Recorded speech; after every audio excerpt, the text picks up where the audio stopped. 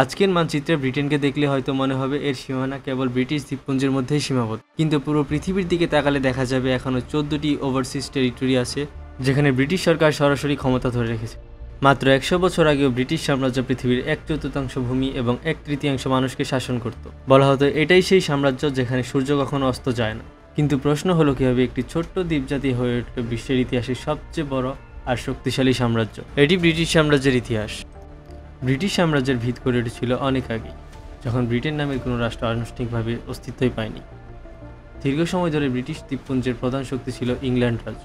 শক্তিশালী অর্থনীতি আর সামরিক ক্ষমতার জোরে মধ্যযুগে ও প্রারম্ভিক আধুনিককালে ইংল্যান্ড দখল করে নেয় ওয়েলস আর আয়ারল্যান্ডের অংশবিশেষ। তবে উত্তরে স্কটল্যান্ড ছিল এক গর্বিত ও স্বাধীন জাতি, যারা বহুবার ইংল্যান্ডের অগ্রাসন ঠেকিয়ে দিয়েছিল। 1700 শতকের শুরুর দিকে ইংল্যান্ডের রানী এলিজাবেথ প্রথম অভিযাত্রীদের নতুন ভূমি খুঁজে বের করতে ও উপনিবেশ স্থাপন করতে কমিশন দেন। ফ্রান্সিস ড্রেক বা মার্টিন ফেব্রিসের মতো অভিযাত্রীরা অনেক ভূমি ইংল্যান্ডের নামে দাবি করলেও সেগুলো স্থায়ী উপনিবেশ রূপ নেয়নি। এলিজাবেথ কয়েকটি রয়্যাল চার্টার প্রদান করে নতুন বাণিজ্যিক কোম্পানিকে, যেমন 1592 সালে লেভান্ট কোম্পানি আর 1600 সালে বিখ্যাত ইস্ট ইন্ডিয়া কোম্পানি। এগুলো নির্দিষ্ট অঞ্চলে ইংরেজ বাণিজ্যের উপর একচেটিয়া অধিকার পায়। 1603 সালে এলিজাবেথের মৃত্যুর পর ইংল্যান্ডের সিংহাসনে আসেন স্কটল্যান্ডের রাজা জেমস ষষ্ঠ। এর ফলে একই রাজা হয়ে যান ইংল্যান্ড আর স্কটল্যান্ডের, যদিও তখনও দুই রাজ্য আলাদা আলাদা শাসিত হতো। নতুন উপনিবেশগুলো সাধারণত 3 ধরনের ছিল: crown colony, charter colony, proprietary colony. জেমসের শাসনকালে আরেকটি গুরুত্বপূর্ণ ঘটনা ঘটল। আয়ারল্যান্ডের আলস্টার এলাকায় স্কটিশ ও ইংরেজ প্রোটেস্ট্যান্টদের বসতি স্থাপন। এই মডেলটাই পরবর্তী ইংরেজ উপনিবেশগুলোর জন্য এক ধরনের নকশা হয়ে গেল। 1600 থেকে 1700 সালের মধ্যে ইংল্যান্ড উত্তর আমেরিকা ও ক্যারিবিয়ান দ্বীপপুঞ্জে নতুন উপনিবেশ গড়ে তোলে। 1660 সালে প্রতিষ্ঠিত রয়্যাল আফ্রিকান কোম্পানি দ্রুত হয়ে ওঠে আটলান্টিক দাস ব্যবসায়ের প্রধান অংশীদার। এদিকে স্কটল্যান্ডে উপনিবেশ স্থাপনের চেষ্টা করে, কিন্তু প্রায় সবকটাই ব্যর্থ হয়।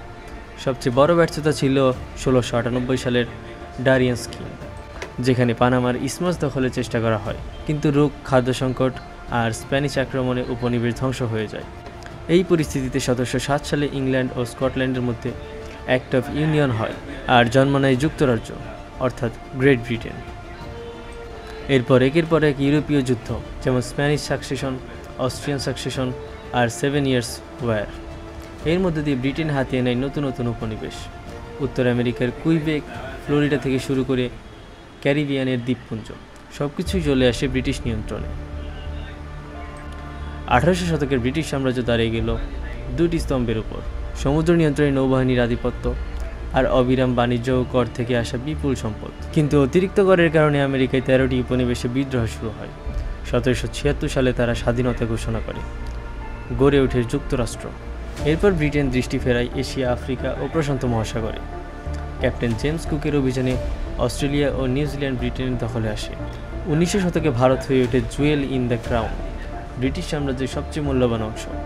ইস্ট ইন্ডিয়া কোম্পানির বিদ্রোহ দমন করতে না পারায় সরাসরি ভারতকে ব্রিটিশ শাসনের অধীনে নেওয়া হয়। প্রথম বিশ্বযুদ্ধে 25 লক্ষাধিক সৈন্য এসেছিল উপনিবেশ থেকে। দ্বিতীয় বিশ্বযুদ্ধ শেষে ব্রিটেন আর আগের মতো শক্তিশালী ছিল না। ধীরে ধীরে 1940 থেকে 1970-এর দশকে একে একে উপনিবেশগুলো স্বাধীন হয়ে যায়। তবু ব্রিটিশ সাম্রাজ্যের উত্তরাধিকার এখনও রয়ে গেছে। বিশ্বের সবচেয়ে বেশি ব্যবহৃত ভাষা ইংরেজি, এবং ব্রিটিশ সংস্কৃতি ও প্রথা এখনও জনপ্রিয়। 1997 সালে হংকং চীনের কাছে হস্তান্তরের মাধ্যমে ব্রিটিশ সাম্রাজ্যের পতনের প্রতীকী সমাপ্তি ঘটে।